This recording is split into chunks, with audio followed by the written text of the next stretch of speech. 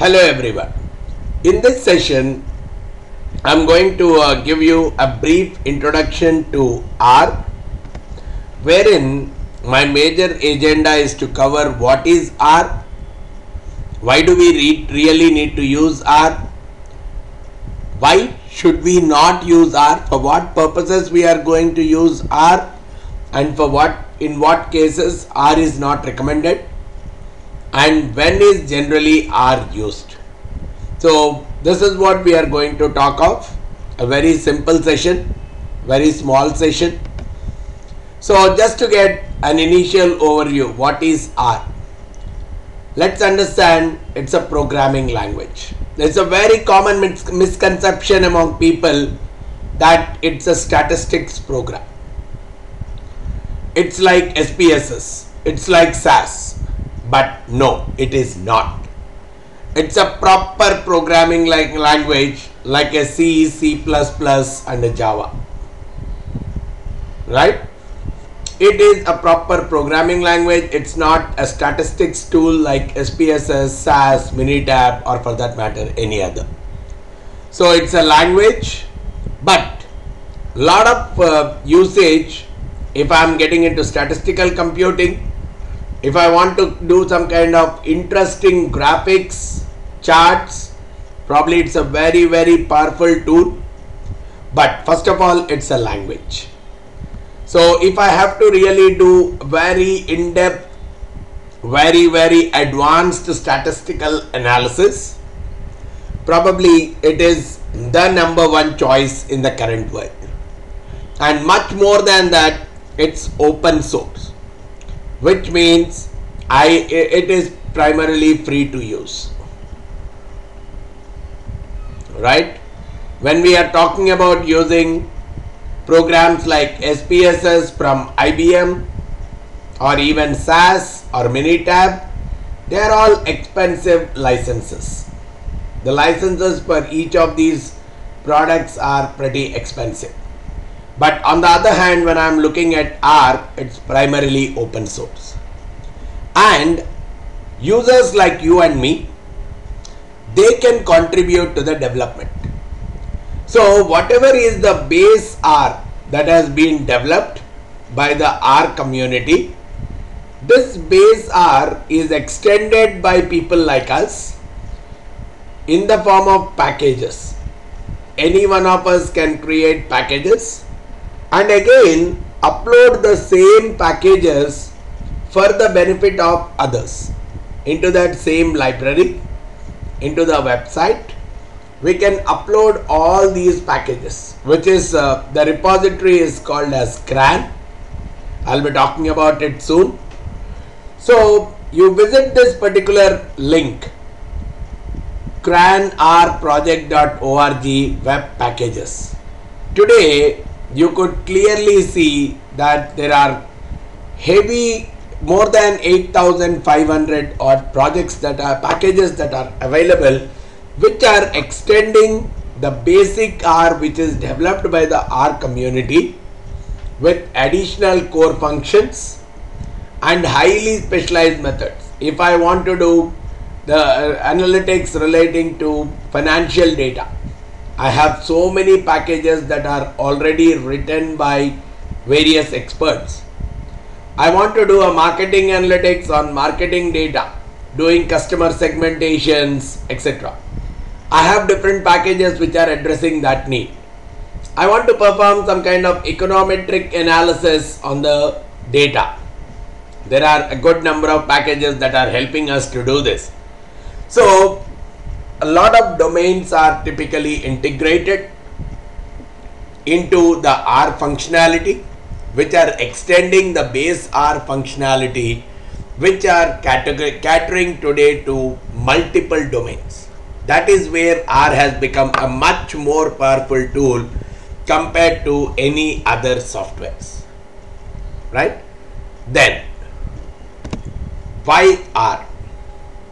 Today it is the major platform of choice for statisticians. Earlier statisticians used to use either SAS or IBM SPSS or similar kind of products.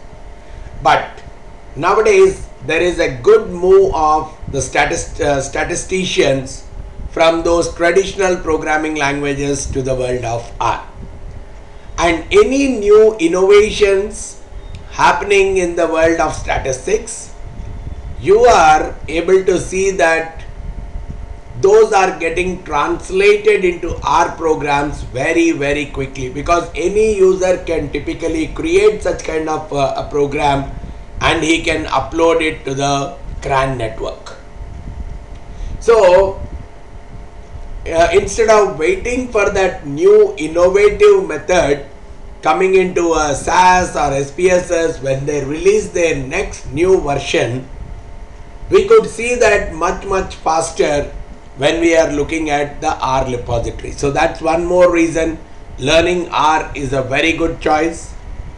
Nowadays, because of its open source nature, almost all the universities, their statistical departments, they are starting to use R for various tests, various modelings and various other statistics related activities.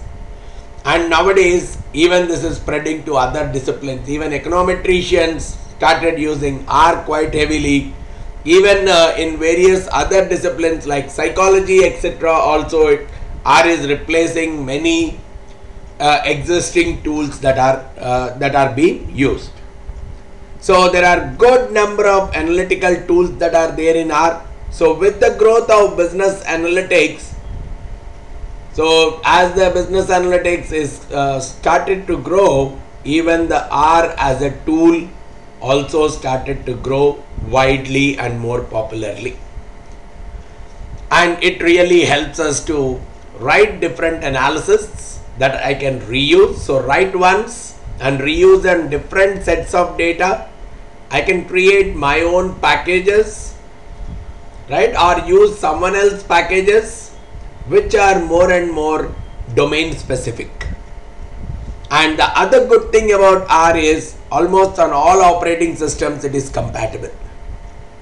It can connect to almost any kind of a data system, whether you call as SQL or Oracle or any other kind of data system, Microsoft Excel, even with SPSS, SAS, it is quite easily connectable. So SQL databases, all of them are quite comfortably, even with XML, it can quite comfortably connect. So that's one more advantage offered by R. And the graphing part of R is simply phenomenal, right? So there are a few packages, probably like ggplot2. It's a package exclusively dedicated to the graphics functionality. We have a package called Lattice, again dedicated to the graphics functionality. So very beautiful and powerful charts can be drawn through R. I can create different informative and tailored graphics, which if I have to create them in spreadsheets like Microsoft Excel, it's much more time consuming and it may not be that robust as I can develop them in R. So even from that dashboarding, reporting kind of a perspective, it looks like R is much more a preferred choice compared to spreadsheets. So in short, if I have to put it in a couple of lines, R is really increasing the overall productivity of the analyst. Lot of things which had a big learning curve earlier. Now with the usage of R, the work is happening much faster. And if you look at the job market as well, one of the most valuable skills today, the skill that is highly in demand, especially for someone who wants to look at jobs in analytics at almost all the top companies, the knowledge of R is being considered by the industry as a very apt knowledge for analytics related jobs. And more than everything else, we know that R is free. It's an open source software, so no issues of licensing and all that kind of a stuff. And the code of R is inspectable. Though I can use the package of someone else, I can even inspect what is the logic they have typically written as a part of that particular package. I can see, I can validate whether the package that they have created is solving the business functionality as per my requirement. So even that is great. It's not a black box. It allows you to dig deeper, look into the logic and see if that logic is more appropriate to your requirements. So a lot of great uses, right? Now, having considered a lot of positive about R, now I want to talk about why not R as well. First thing, R is not a drag and drop tool like SPSS or Microsoft Excel. R, it is simply not a menu driven kind of a tool, right? The user interface for R is not that great. So which means unless I master the language, even very simple analysis like taking a mean or computing a simple descriptive statistics, it looks more and more cumbersome. So the learning curve compared to the traditional menu driven tools like IBM SPSS or Microsoft Excel, the learning curve here is slightly high, right? I have to master it for a few days until I get a basic hold on it. But yes, once I get a good hold on the programming language part, all the analysis looks like more and more simple to use. But we need to understand R is not about point and click deliverables. I can't use my mouse and just drag something or look at the menu and just click on it to perform a particular function. It's more about power, it's more about flexibility, various ways of solving one problem, right? Various techniques built into it. It's more about control. If I have to repeat a particular process on an iterative basis, it's the tool of choice.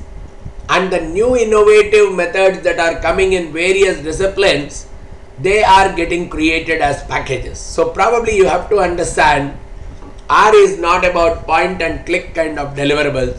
It's more about all these things that it brings in. And let me tell you, you have to start enjoying programming. If you want to enjoy R, you have to start enjoying the programming part. It's not good if you don't enjoy programming. If you are new to programming, you want to learn it, probably R could be a good starting point. But if you have already done programming earlier and did not like it and don't want to learn it, then there is no other alternative. You can't get into R, straightforward. Now, the other place where R is not getting used today is especially with very large multinational companies. So they are skeptical, saying that it is an open source. So the common question comes from these big organizations is, if it is free, how can it be good? We understand that a typical triangle, if I put the cost, if I put the speed and the effort, right? So I could really see from cost dimension it is much cheaper. It's good, it serves all kinds of functionality, but the effort that it requires to typically master it is slightly more higher. So we have to see a trade-off. Some of them could be much faster, much easier to learn, but they are very expensive.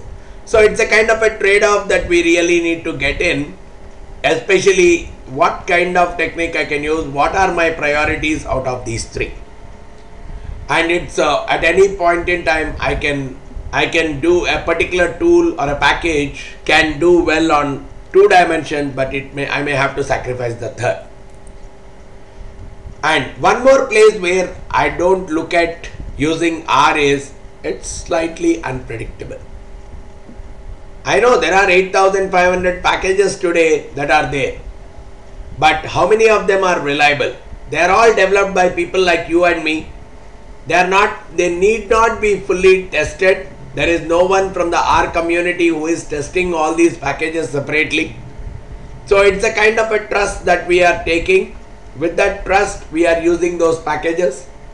And if the results are pretty much unpredictable, that is where it could be a negative. And more than that, especially if R changes, the R community keeps on changing its version, right? Probably at least 2 to 3 versions a year. Now, all the packages need to be compiled for the new version. They have to be checked for the compatibility with the new version. So, all these things, if all packages keep doing at constant intervals of time, and if they are trustable, no issues. But the packages, if they are not reliable, that is where our business results could be affected. So that's where again a caveat emptor kind of phrase may have to be used. It's up to the user to determine what kind of methods you want to use, whether a particular method that you are choosing is really suiting to your requirements or not. So this is where overall also, if I say, there are so many positives compared to the negatives. But yes, before we take up an interesting study on any of the practices, it's better to have a comparative approach of both the positives as well as the negatives. Then just to talk about what are the best occasions, when should I use R?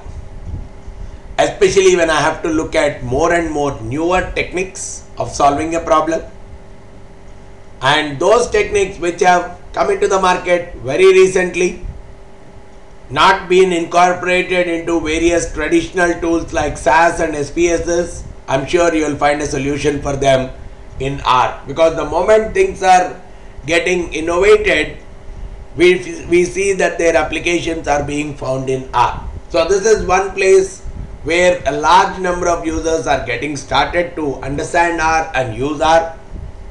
R is a powerful software for iterative kind of applications. One single function repeated on hundreds of data sets. So where iteration plays a very important role, probably using R is quite an efficient kind of a process. I have multiple data sets, one single analysis I have to apply on multiple data sets. I have to do automated reporting on multiple departments, multiple data sets. Probably this is the tool of choice.